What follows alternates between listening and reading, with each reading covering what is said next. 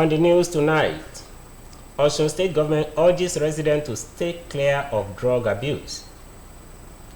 President Tinubu vows to expand livestock economy for job creation and food security.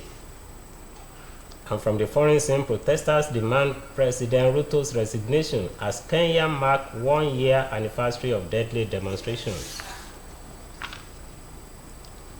Good evening and welcome to the Major Report. I am Kayode Adebayo. President Bola Tinubu and other stakeholders in the implementation of the rule of law have been urged to let the judgment of the appeal court regarding the Osun local government tussle prevail.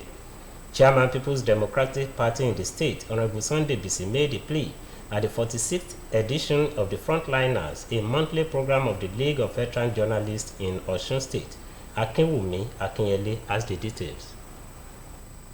At the 46th edition of Frontliners, the state chairman of the People's Democratic Party, PDP, Mr. Sunday Bisi, appealed to President Bola Tinubu to intervene in the protracted local government crisis in the state. Mr. Bisi also appealed to the Attorney General of the Federation, Mr. Lateef Fagbemi, and other stakeholders in the implementation of justice in the country to fast-track the implementation of the Court of Appeal judgment on the local government issue in the state and let the law takes its due course. The chairman, however, assured that Governor Adeleke will not relent in the delivery of good governance in the state, affirming that the development of the state remains the top priority of the governor, who is investing heavily not only in road infrastructure but also in all sectors in the state. And allow Mr. President to wade into the issue, and I want to appeal to people in the state not to take laws into their hand.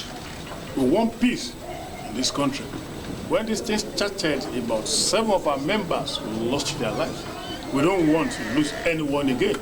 So let them just, stand firm and keep on supporting the governor.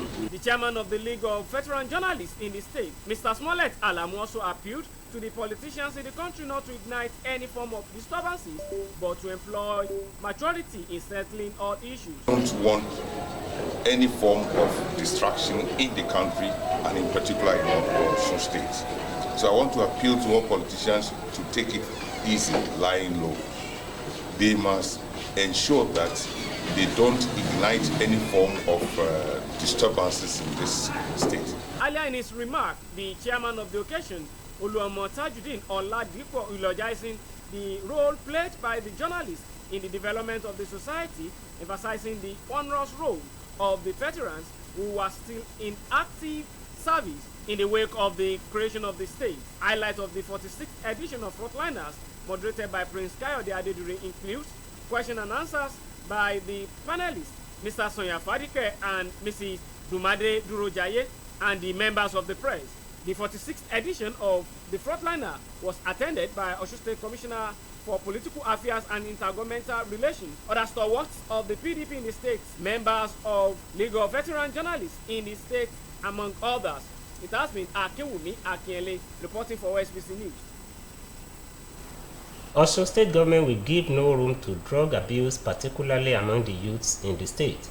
Governor Adeleke made this known during a road tour campaign against abuse of drugs organized by the Ministry of Federal Matters. Sahid Adeboje has the details. Moved to notable places like Olaiya, Okefia, and Freedom Park. During the campaigns, the Commissioner for Federal Matters, Mrs. Adeleke, who spoke through the Permanent Secretary, Mr. Adelane Adeniola, intimated traders, artisans, and professionals with the Imole war against drug abuse. According to him, drug abuse is a menace which should be curbed in the society. He recalled that the Imole war against drug abuse has been taken to schools across the state, saying that the governor is passionate about building brighter future for Russian youth. He discouraged residents of the state from taking to drug abuse, which he said can lead to mental disorder, loss of focus, and death. So we need to let our people know why they should stay away from drug abuse. Taking drugs doesn't have any advantage at all.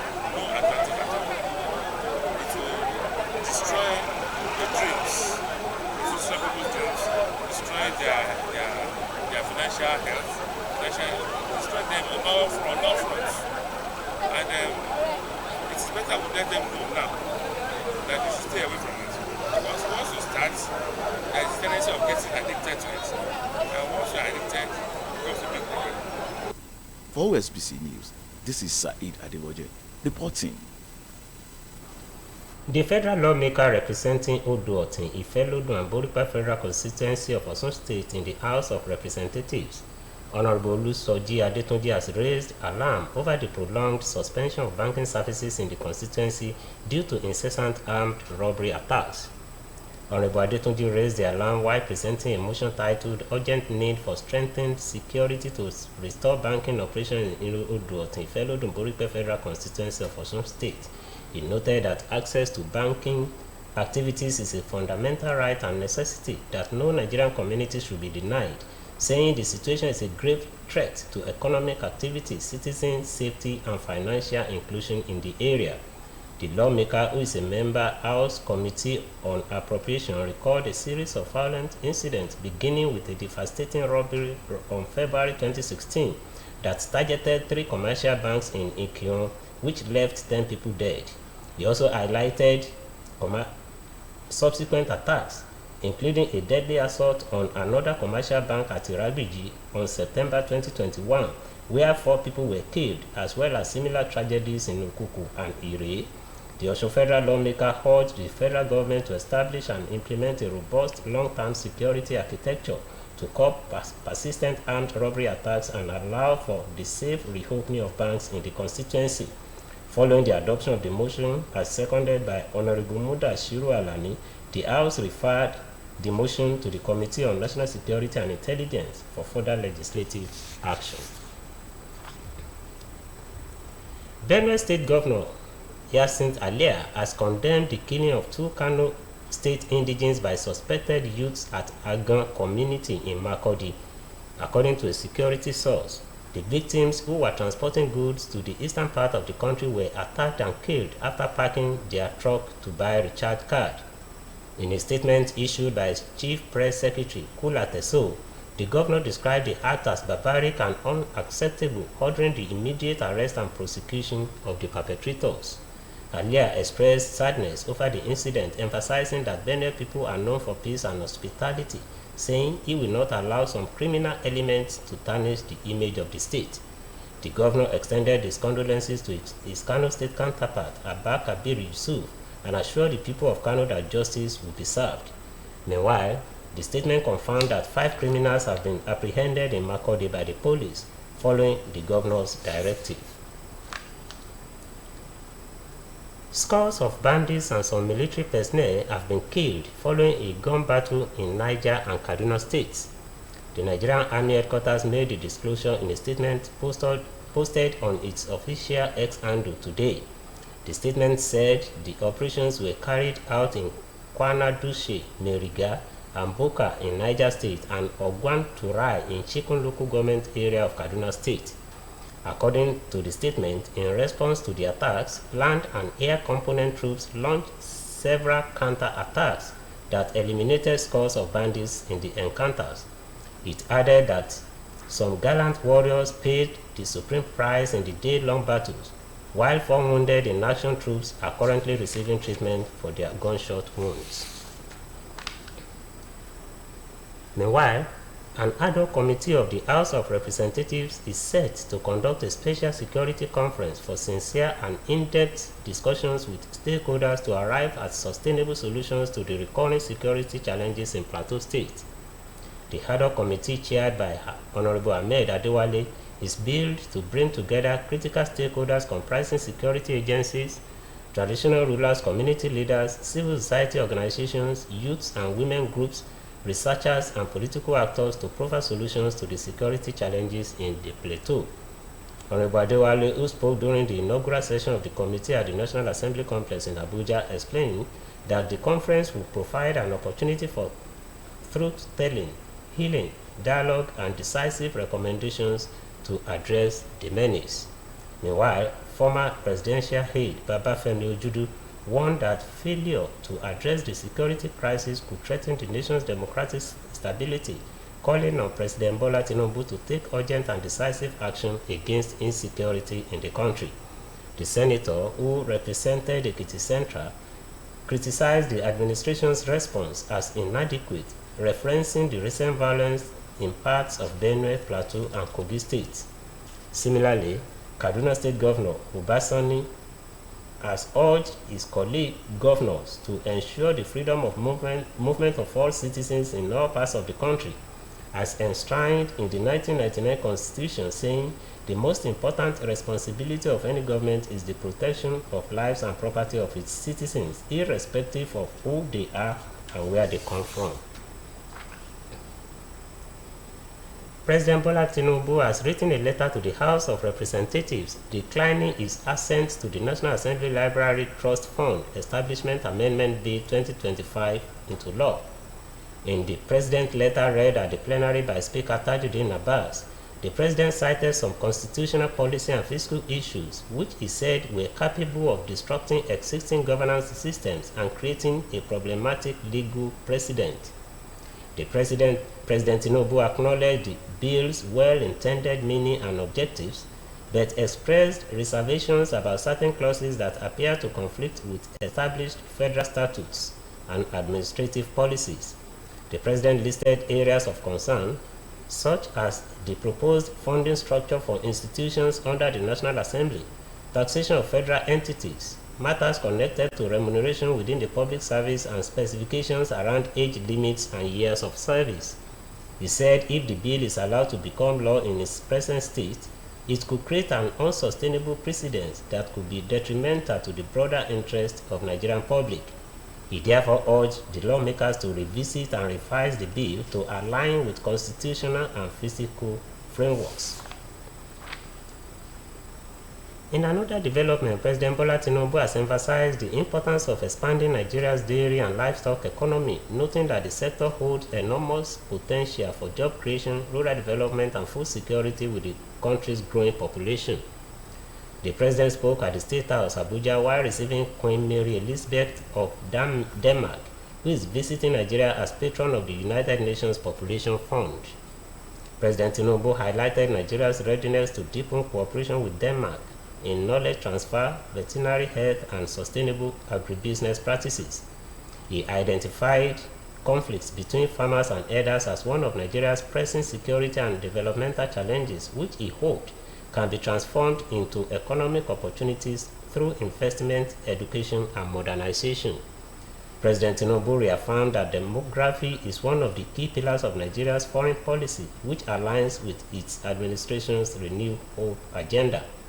President Tinubu acknowledged Danish investment in agriculture and maritime operations and applauded the contributions of companies such as AP Moller Maersk and Grundfos to Nigeria's infrastructure and food systems.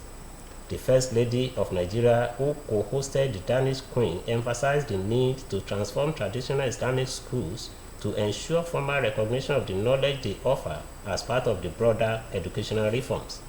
Responding, Queen Mary said she was in Nigeria to strengthen relations and explore investment possibilities in the green economy, trade and business development for women, child health, cultural and educational exchanges. She thanked President Tinubu and the First Lady for the reception and expressed sympathy over the crisis in Nigeria's northeast. Empowering the youth and nurturing them towards purposeful career have been described as a crucial step towards national development. This formed the focus of a career sensitization workshop organized by Fran Israel Cottage Foundation for Children and Community Leaders in Gangan, Osun State. OSBC reporter John Oyelakin has the details. With youth unemployment and underemployment still posing major challenges in Nigeria, the need to educate the younger generation towards entrepreneurship, skill acquisition, and strategic career choices has become ever more urgent. The career sensitization workshop organized by the Fran Israel Cottage Foundation brought together a diverse group of stakeholders, including students from various schools in Gogo, artisans, youth leaders, traditional chiefs, and educational professionals. The event served as a platform to discuss the importance of early career guidance, skills training, and youth empowerment. Held in Gogo, Osun State.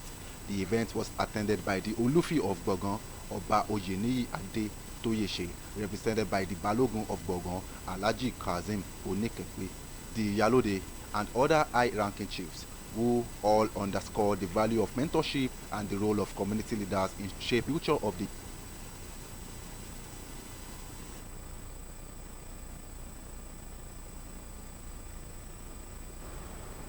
We sincerely apologize for that mix-up. The bulletin will come later in the course of the bulletin. You are now welcome to our sports montage. To our sports segment, rather.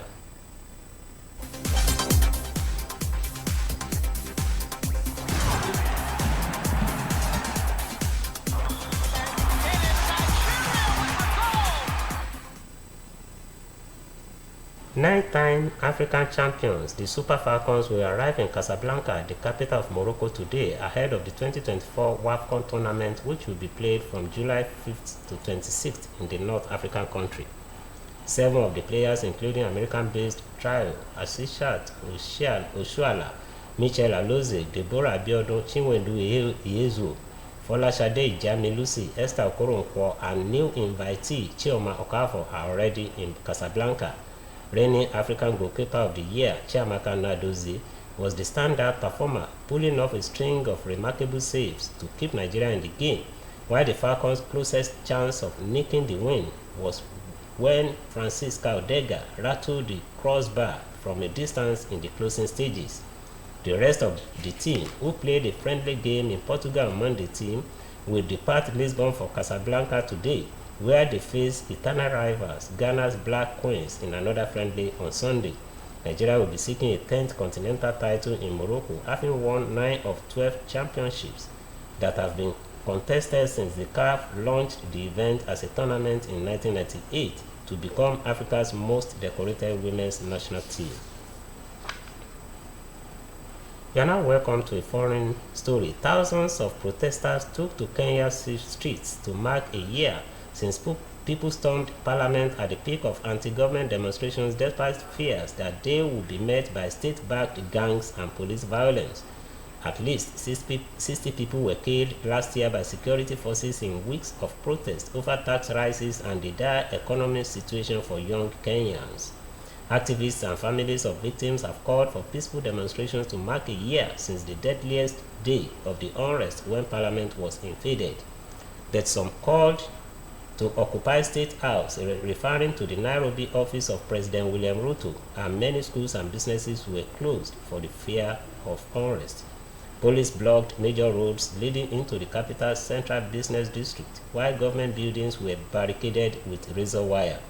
Thousands of protesters, almost entirely young men, waved Kenyan flags and placards with pictures of demonstrators killed last year and chanted, "Ruto must go."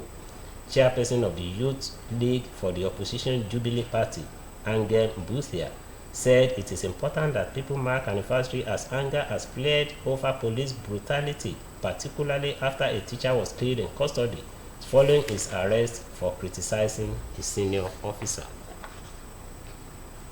And with that foreign story, we conclude our major report on OSBC TV tonight. The bulletin was edited by Michael Adeniyi.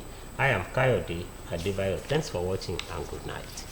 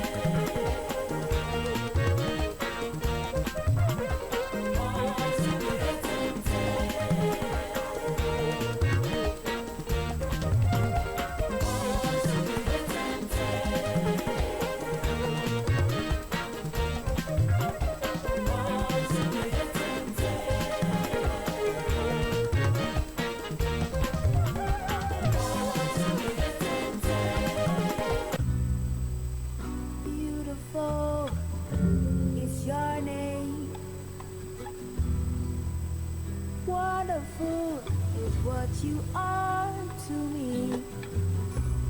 Eba mi kira fún mami. Orisha mi ya o. Kò sí láyé.